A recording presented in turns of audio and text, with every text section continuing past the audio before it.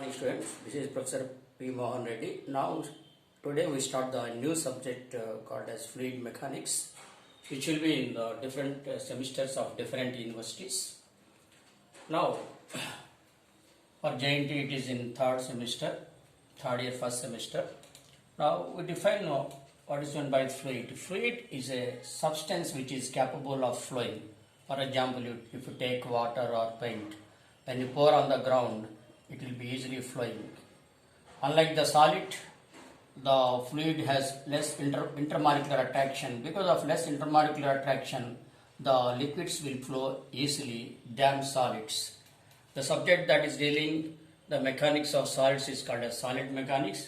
The subject which deals with the mechanics of fluid is called as fluid mechanics or fluid dynamics.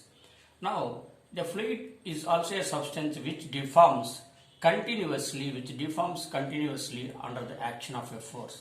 Suppose here a water is there, stagnant water is there in a container. If you apply a force, if you apply a small force, it starts flowing like this. That is, even by the application of a small force, the fluid deforms and starts flowing. Now, coming to different properties of fluid. Specific mass or mass density. It is defined as mass per volume or mass per unit volume is called as specific.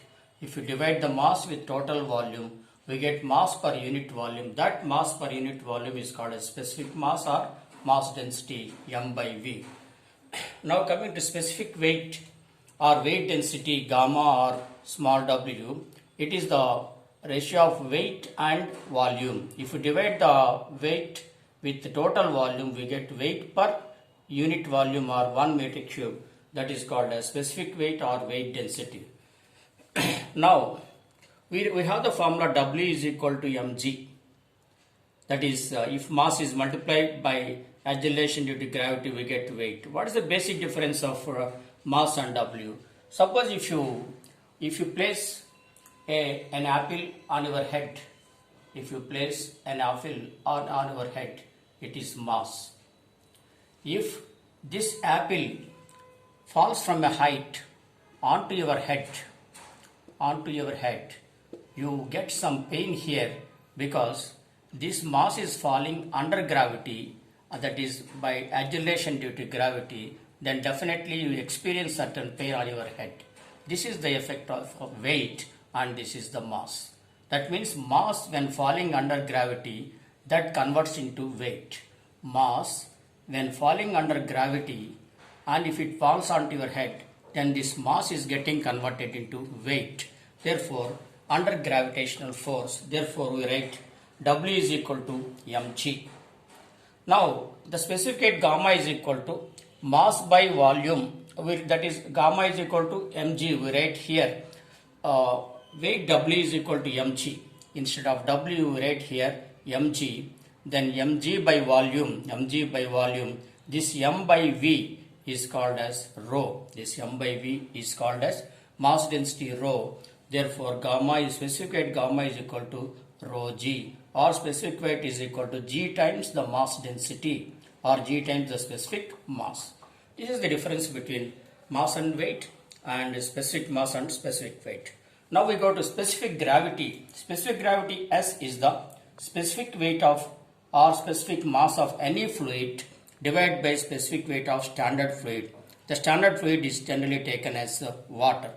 Now for instance here, this is specific weight of fluid is gamma F and specific weight of water is gamma W, but gamma is equal to rho G. We write gamma specific weight gamma is equal to rho G of fluid by rho G of water. G gets cancelled, we get rho of fluid by rho of water. That means specific gravity is also the ratio of specific mass of any fluid and specific mass of water. For example, the specific gravity of mercury is 13.6. That means here we write mass density of mercury is m, rho m, and mass density of water is 1000 kg per meter cube.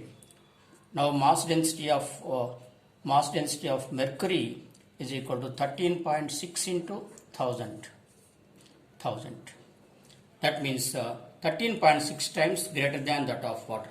Here, by the help of specific gravity, we can say that the specific mass or specific weight of mercury is 13.6 times greater than that of water.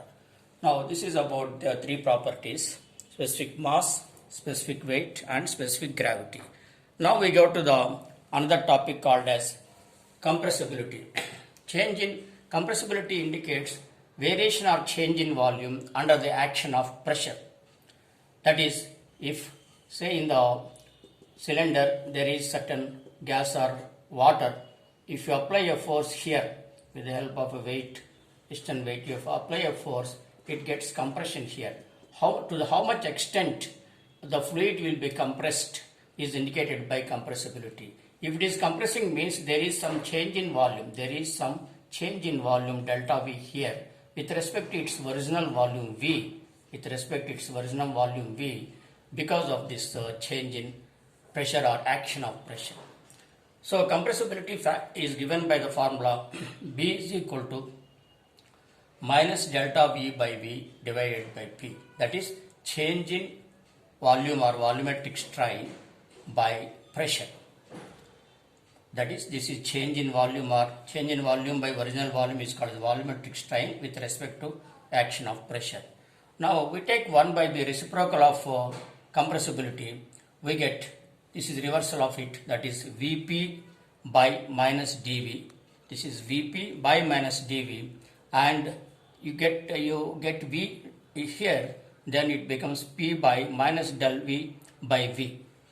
That is, P is nothing but direct stress or pressure. In case of solid mechanics, this is called as direct stress. In case of fluid mechanics, we call it as pressure. So bulk modulus K is equal to direct stress or pressure by volumetric change or volumetric strain. We can say volumetric strain. We can write here volumetric strain. That is P by minus delta V by V. Now here it is, we get Vp by minus delta V. It is nothing but Vp by minus delta V, that is 1 by B. That is, we can say that a bulk modulus is the reciprocal, compressibility is the reciprocal of bulk modulus, or bulk modulus is reciprocal of compressibility. Why the negative sign here? It indicates that by the action of pressure or by the action of stress, the volume will be decreased. With the increase in pressure, the volume will be decreased. That means pressure and volume are inversely proportional. Now again, this compressibility decreases with the temperature, because if you add the temperature here, if you add the heat here, heat Q, the gas molecules or fluid liquid molecules get expansion, and it is not possible to get compression, because when you are adding the heat, gas molecules will be expanding, thereby reducing the intermolecular attraction. At the same time, you need more pressure to get compression. Therefore, we can say that with the increase in temperature, compressibility decreases. Liquids are incompressible because change in pressure, change in density is negligible with respect to change in pressure and change in temperature. In case of gases only, if you have more pressure, if you apply the pressure, there will be more compression. But in the cases of liquids, if you apply the same pressure, the compression will be negligible, very small. Therefore, we say that for all practical purpose, liquids are incompressible. There may be very, very little bit of compression. Now, we go to another important topic, that is, we call it as thermodynamic properties of fluid, because in certain cases, for the fluid flow in chemical industries and in some other process, heating process, there may be some hot fluids, there may be requirement of transfer of hot fluids in the pipelines from one place to another place. In that case, we have to consider the thermodynamic properties of fluid that involves temperature.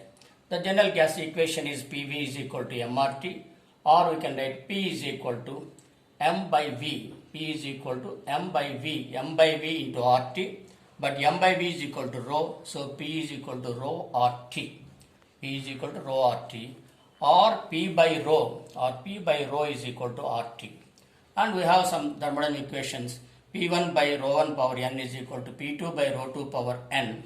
and also T2 by T1 is equal to P2 by P1 power n minus 1 by n. Now we go to another important property, that is viscosity. Viscosity here, viscosity means it is the internal resistance to the flow of material. When the liquid is poured on the ground, we say, with the example, we say, I pour a cup of water, a mug of water, I pour on the ground, it flows like this. So it has flown to a distance of say 2 meters and stops.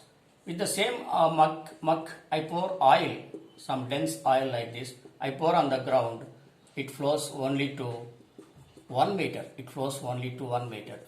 That means same quantity of water, when it is poured on the ground with some shear force, it has flown through a distance of 2 meters, and same quantity of oil, this is water and this is oil, same quantity of oil and poured on ground, it is flowing only to a small distance.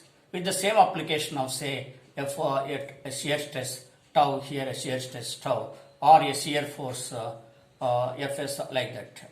So with the same forces, it is flowing a long distance, it is flowing small distance. What is the difference?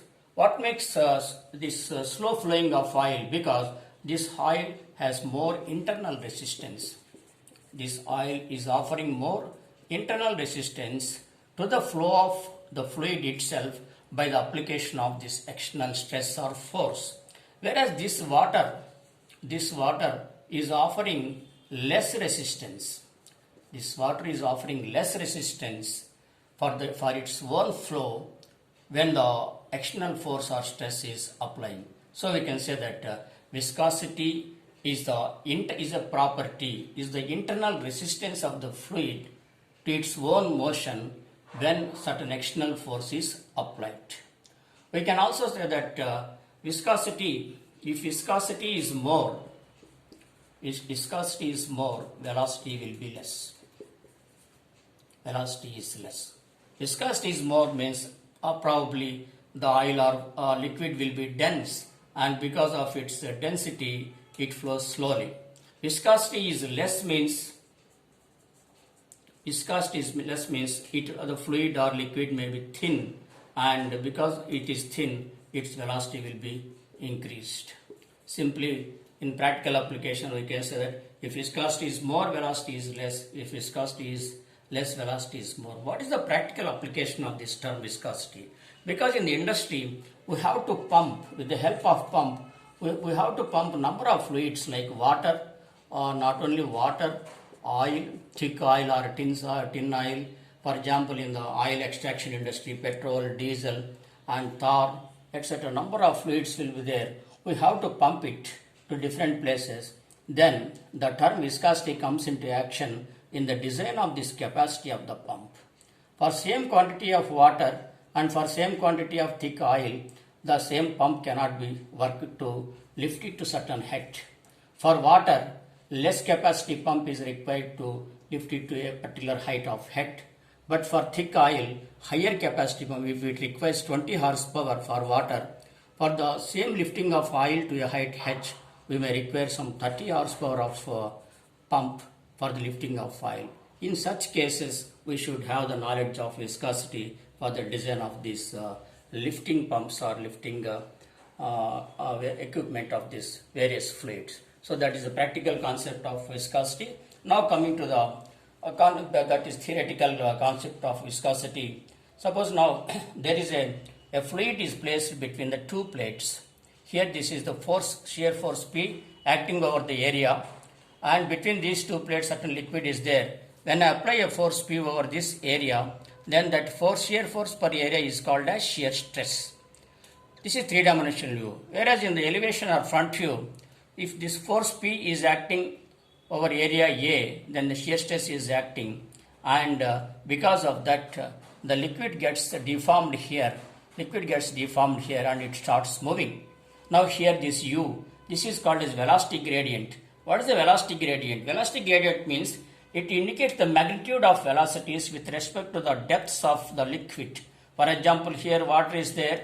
When you apply a shear stress tau or a shear force P over area A, here its velocity is more. When it coming to downward direction, here its velocity is less.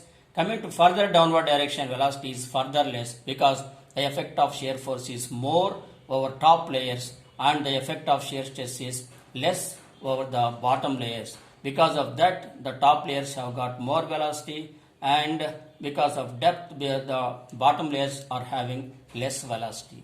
So therefore, we can say that shear stress is directly proportional to velocity. That means velocity of the fluid increases with the increase of shear stress. Therefore, T is directly proportional to velocity of the fluid.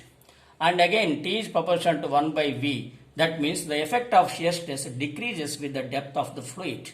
The effect of shear stress decreases the depth of the fluid means at the bottom side, the effect of shear stress is less, hence less velocities. So we can say that the effect of shear stress is inversely proportional to the depth of the fluid. It decreases with the depth of the fluid. Its effect decreases with the depth of the fluid. So from these two equations, we can say that tau is directly proportional to du by dv. When you are taking gradients, you have to write du by dv. Tau is proportional to du by dy. That is, tau is directly proportional to change in velocity. Tau is inversely proportional to the depth here. From this, we can get a constant of proportionality. Tau is equal to mu into du by dy. Here we insert the coefficient of dynamic viscosity. Coefficient of dynamic viscosity to consider the viscous forces. To consider the viscous forces here. Now, this is called as this. Tau is equal to mu into du by dy is called as Newton's law of viscosity. Newton's law of forces says that F is equal to ma, but Newton's law of viscosity states that shear stress tau is equal to mu into du by dy in order to consider the viscous forces. Now, this coefficient of absolute viscosity mu is given by tau divided by du by dy. Tau divided by du by dy. Now, those fluids which follow or which obeys Newton's law of viscosity are called as Newtonian fluids. That examples are water, air, oil, etc. And those fluids which do not obey or follow the Newton's law of viscosity, are called as non-Newtonian fluids, that is blood, tar, etc. What is meant by this Newtonian or non-Newtonian fluids? By graph we can say that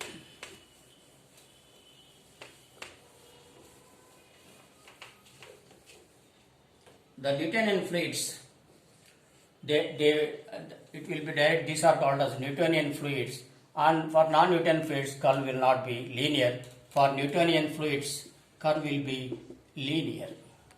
For non-Newtonian fluids curve is not linear.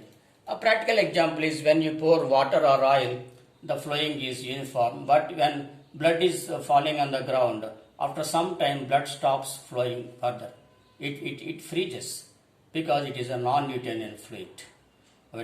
Suppose when the blood is poured on the ground, it cannot flow quickly. Rather, after some time, it contracts and it will be freezing on the ground. Even the same tar is also same. It cannot flow much faster and it can freeze for after some time. Whereas water and oil will be flowing freely. Those are called as Newtonian fluids. Blood and tar are called as non-Newtonian fluids.